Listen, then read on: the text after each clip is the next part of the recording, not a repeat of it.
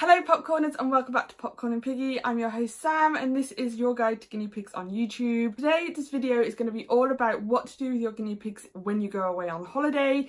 If you don't already know, guinea pigs should never be left for a long period of time because they can get sick really quickly and go downhill really fast. So you always want to have, whether it's yourself or someone close to you, looking over your guinea pigs when you are not at home. But I'm going to be breaking this down into if you're away maybe for 24 hours or a longer period of time. So let's get into this week's video. So if you're away for 24 hours, what I'm about to tell you is going to be the minimum. And like I've said, guinea pigs can get sick really quickly and go downhill really fast. So the minimum that you want if you are not at home for 24 hours is to get a family member that is in your house, or a neighbour or a friend, to visit your guinea pigs twice during that time, minimum. Okay, so you're gonna have probably a morning and an evening. You're gonna get that family member, neighbour, friend, whoever, to visit your house or their cage, and obviously feed them, whether it's pellets or veggies. That's why you're splitting it up, potentially, if you split it up. Restocking the hay, changing water and tidying up if they need it. The reason for doing it twice a day is so that they're getting checked every 12 hours, which I said is a minimum. Guinea pigs can get sick really quickly, and we've all had it in the sense where guinea pigs can maybe escape the cage or they get themselves in a compromising position. They need to be checked on regularly, so a minimum twice during 24 hours someone needs to be checking on them in their cage.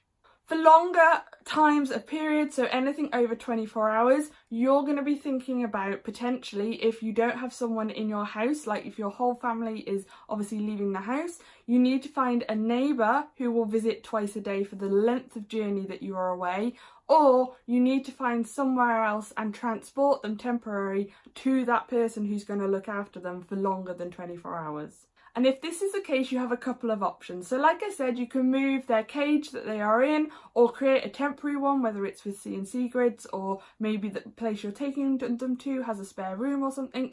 Create a temporary enclosure that will be transported with your guinea pigs to this new environment, so that that person can check on them all the time, minimum of twice per day, but has a constant access to them, can check on them, can feed them, top up hay, clean them, change the water, everything they need on a daily basis in their own home. Because although if you've got a family member, they can check in your house, or maybe you've got a really good friend who can go to your house and check it, it's not quite the same. Your friend might for some reason get really busy, and this is top tip, you need to find someone you can trust with your piggies to take care of them. So by putting them in their home, and obviously assess the home condition, if they've got maybe cats or dogs or anything like that, you need to assess that in terms of, is your guinea pig used to that environment? Are they used to those other animals? Is your cage suitable to be in that environment with those animals? Cats obviously are a predator, and if your cage does not have a lid on it, I personally would not put that in the same room as a cat. So make sure it's someone that you trust, and like I've said, transport the piggies and a cage to their house so that you can ensure that that person checks on them a minimum twice a day. The other fantastic resource that a lot of people don't know about, which I am so grateful to have when I go away, is boarding facilities. There are a lot of fantastic specialist boarding and animal hotels out there in the world, UK, USA, Canada, worldwide. And if you don't know, definitely have a little Google, see what you can find, but there are great, fantastic places out there.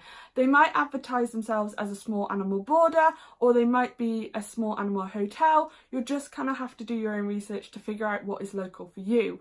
Also, it's worth checking out your local rescue, because quite often rescues themselves, in order to help with donations for them helping to rescue more guinea pigs, will actually offer a boarding service too. So definitely check out your local rescue, see if it's something that they can provide, and I'm sure obviously then you will be supporting your local rescue too, and they will be more than willing for the support too. The other great thing with taking them to a rescue or someone who specialises in boarding small animals is that already you can trust them, and by sure, go and visit them, give them a call, ask them their credentials, and make sure that because animals, guinea pigs especially, are part of your family and you want to leave them in the care of someone that you trust. So don't feel, you know, bad about asking someone what their credentials are or what their experience is, especially if they're on the border side and they're doing it as a commercial business. But obviously rescues, they're going to be a guinea pig rescue most probably. They might do a few other animals, but they're going to be quite specialist in guinea pigs, so you know that they're going to know what they're talking about.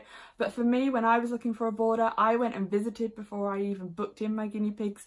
I fell in love. I knew exactly that the person was going to fully understand the guinea pigs, had wealth of experience, and I have used them now ever since I had my first guinea pigs, and I still continue to use them to this day. They are fantastic. Also, I want to say that actually you might be sat there thinking that boarders and to board your guinea pigs at a rescue is really expensive. It's actually really not. I think I pay for 2 guinea pigs about £5 per night, which, bearing in mind it's all their food, someone's constantly checking on them. Usually if it's good weather they get put on the grass, they're getting cleaned every day. Like, it's next to nothing, and that was my experience. Yours might be cheaper, might be a little bit more. It probably depends where you are in the world or where you are in the UK, but definitely just ask and see if they have something on their website.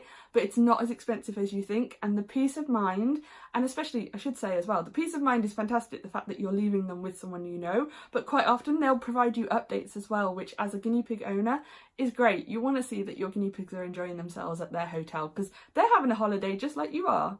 So I hope you've enjoyed this video. I wanted to get out there the fact that you should never leave your guinea pigs on their own. They can get sick really quickly and go down even quicker, and sadly it can happen, you know, within a few hours. So really they do need to be checked. You can't just leave them on their own for a long period of time, and there are so many places out there that will take care of your loved ones and fur babies, and you know, potentially you didn't know they exist.